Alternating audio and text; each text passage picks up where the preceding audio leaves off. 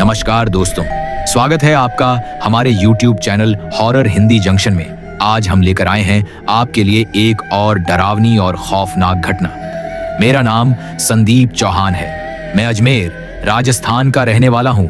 ये घटना आज से लगभग 15 साल पुरानी यानी सन 2009 की है। उस समय मेरी उम्र 23-24 साल रही होगी।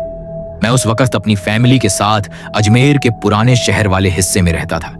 गली तंग थी, पुराने मकान थे और अक्सर वहां अलग अलग तरह के साधु, बाबा, तांत्रिक आते जाते रहते थे। हमारे घर के बिल्कुल बगल में एक बुजुर्ग औरत रहती थी। लोग उसे लक्ष्मी मौसी कहते थे। उसके बारे में गली में सब कहते थे कि वो अजीब किस्म की औरत थी। दिन भर अकेली रहती थी और आंखें लाल सी रहती हैं और हमेशा गुस्से में रहती थी। एक दिन मामूली सी बात पर मेरी माँ और लक्ष्मी मौसी में झगड़ा हो गया। दरअसल नाली का पानी हमारे घर की तरफ आ रहा था।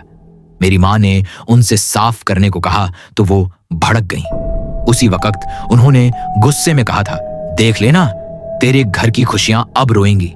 उस वक्त हमने इस बात को हल्के में लिया, लेकिन कुछ ही दिनों बाद अजीब चीजें शुरू हो गईं। सबसे पहले मेरे छोटे भाई रोहित को तेज बुखार हो गया।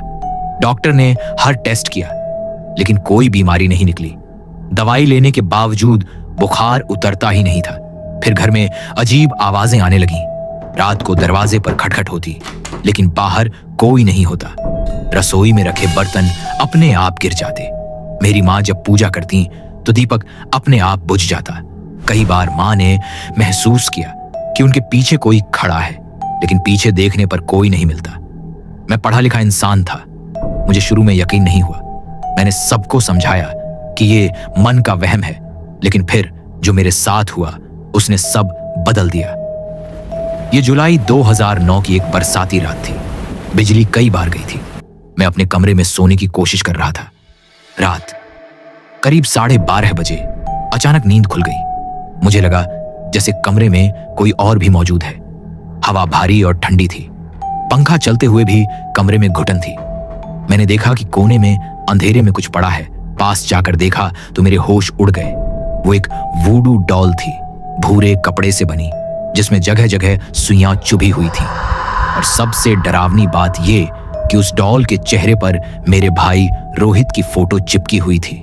जैसे ही मैंने डॉल उठाई, मुझे लगा वो गर्म है, जैसे अभी अभी किसी ने पकड़ा हो। तभी पीछे से फुसफुसाने जैसी आवाज आई, छू मत उसे वरना पछताएगा। मैं पलटा तो कोई नहीं था, बस खिड़की की सलाखें हिल रही थीं। मैं काफी घबरा गया था। अगले दिन मैंने डॉल माँ बाप को दिखाई। सबकी हालत खराब हो गई। हमने तुरंत पास के एक तांत्रिक भैरव बाबा को बुलाया। वो आसपास काफी मशहूर थे। बाबा ने डॉल देखते ही गंभीर चेहरा बना लिया। उन्होंने कहा, यह किसी औरत का काम है जिसने तुम्हारे घर से दुश्मनी निकाली है। इसमें तंत्र फूंका गया है। अगर इसे रोका नहीं गया तो तुम्हारे भाई की जान चली जाएगी। हमें तुरंत लक्ष्मी मौसी का ख्याल आया। बाबा ने बताया कि डॉल को मंत्र से शुद्ध करके जलाना होगा, लेकिन यह काम रात को जंगल में ही संभव है। उस रात हम 3 लोग, मैं, पिताजी और बाबा, पास के पुराने जंगल गए। वहां एक पुराना पीपल का पेड़ था। बाबा ने चारों तरफ नींबू और लाल धागे से घेरा बनाया। बीच में डॉल रख दी। फिर उन्होंने हवन जैसा शुरू किया और अजीब सी भाषा में मंत्र पढ़ने लगे। जैसे ही पहली आहुति डाली, डॉल अपने आप हिलने लगी। हम तीनों डर से कांप गए। अचानक डॉल से कराहने जैसी आवाज आई, जैसे कोई औरत दर्द से चीख रही हो। तभी अचानक तेज आंधी चलने लगी। पत्ते, धूल सब उड़ने लगे। बाबा चिल्लाए, पीछे मत देखना, चाहे कुछ भी हो, लेकिन इंसान हूं। डर के मारे मेरी नजर घूम ही गई। मैंने देखा कि कुछ दूरी पर लक्ष्मी मौसी खड़ी थी। उनके बाल खुले थे, आंखें खून जैसी लाल चमक रही थीं। हाथ में एक काला नारियल था। वो हमें घूर रही थी और कुछ बड़बड़ा रही थी। मुझे लगा जैसे वो उसी डॉल से जुड़ी हुई है। वुडू डॉल का जलना और मौसी का गिरना। बाबा ने मंत्र की गति तेज कर दी। अचानक उन्होंने डॉल को आग में डाल दिया। जैसे ही डॉल जलने लगी, वो अजीब तरह से मरोड़ने लगी, जैसे जिंदा हो।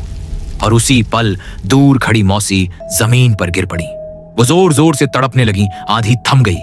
बाबा ने आखिरी मंत्र बोला और डॉल राख बन गई। हम डर के मारे भागते हुए घर लौट आए। अगली सुबह खबर मिली कि लक्ष्मी मौसी बहुत बीमार हो गई हैं।